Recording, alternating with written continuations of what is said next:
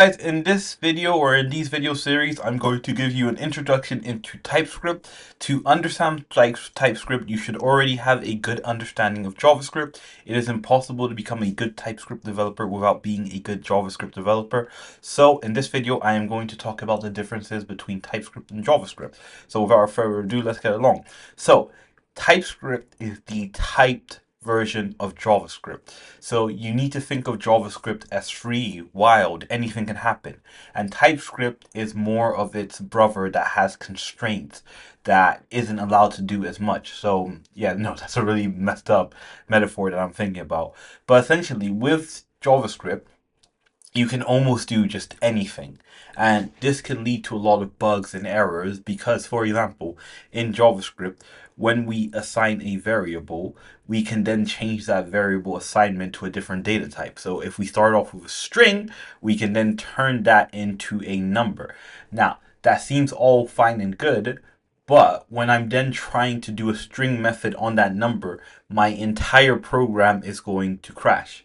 So, TypeScript was originally introduced to solve problems like this in the sense that you do not want people to be able to crash their programs so easily. TypeScript was actually invented by Microsoft as a solution to make enterprise level applications. So when I say the word enterprise level application, what you need to understand is very big application. As someone who has never worked for an enterprise level company, so if you've never worked for an enterprise level company, you do not know like the depths or the air, like the amount of detail or how big the code base can be. So if you look at it from the perspective of making small projects, TypeScript is just very useless. But when you get to a level where you're writing enterprise level applications, TypeScript is very useful. And that does go into the first thing I'd like to talk about TypeScript, is that TypeScript is not great for 90% of the websites that we have on the internet. So when I say that, essentially what I mean to say is that when we start a project and we only have like 15 lines of code, which is a lot of websites will have a bunch of JavaScript files that only have 15 lines of code. To use TypeScript in that situation is just very disadvantageous. So TypeScript is not great for small projects. Now, like I was saying earlier, when we get to enterprise level, that's when it's great. So the key difference between TypeScript and JavaScript is the type system. So essentially, TypeScript gives you the option, and depending on the level of security or the level of scrutiny you want, TypeScript gives you the options to add on types. Now, the thing about this option, it doesn't mean you have to do it. It's just optional. But in most enterprise level applications, your team will require you to add the type. So for example, the example I was talking about, when you have a number and then you switch the data type to string, in TypeScript you would declare it in the beginning that, hey, this is a number, this can only be a number, and then it will just tell you or give you an error whenever you've reassigned it to not a number. So that is the first thing about TypeScript. You'll see a bunch of things. Essentially, you'll have to write a colon and then explain what type it is. We can do this for functions.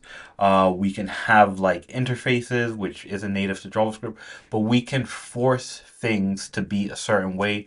And that's what I was talking about a bit earlier, that TypeScript is JavaScript more restrictive brother or more restrictive cousin, in the sense that it's not as free to just do whatever it want, and this just leads to less crashes.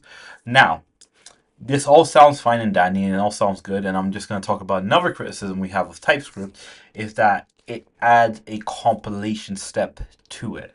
So TypeScript needs to be compiled, and JavaScript in of itself is interpreted. Now, this might be a bit confusing what I'm talking about, but the thing about JavaScript is that it just runs. So it just runs on the fly. It doesn't check anything. It just runs.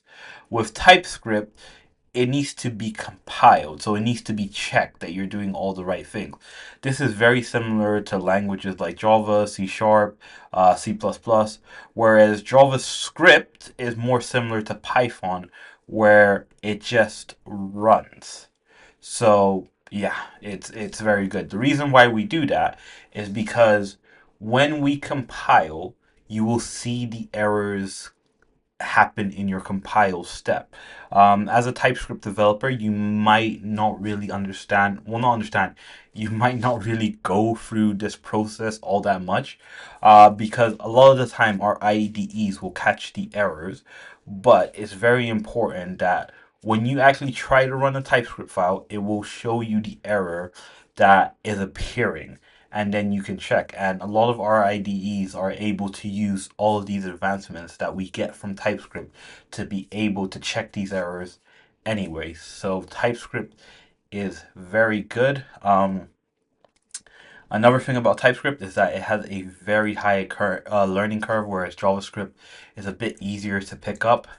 And finally, what I would say about TypeScript that's really good is that it is backwards compatible, or there's an attempt for it to be backwards compatible with JavaScript. So the basic thing is that you could just flip all your .ts files, sorry, all your JS files into .ts files, and they should just automatically work. So TypeScript is quite good at just converting your JavaScript file, and then you get the bonus added check of being able to see whether you have errors or not. So that is TypeScript in a nutshell. Thanks for watching my video. Leave a like, comment, and subscribe. I'm gonna get more into it with actually TypeScript coding later today. So if you enjoyed this, please let me know, and then we'll get into it. So have a nice day.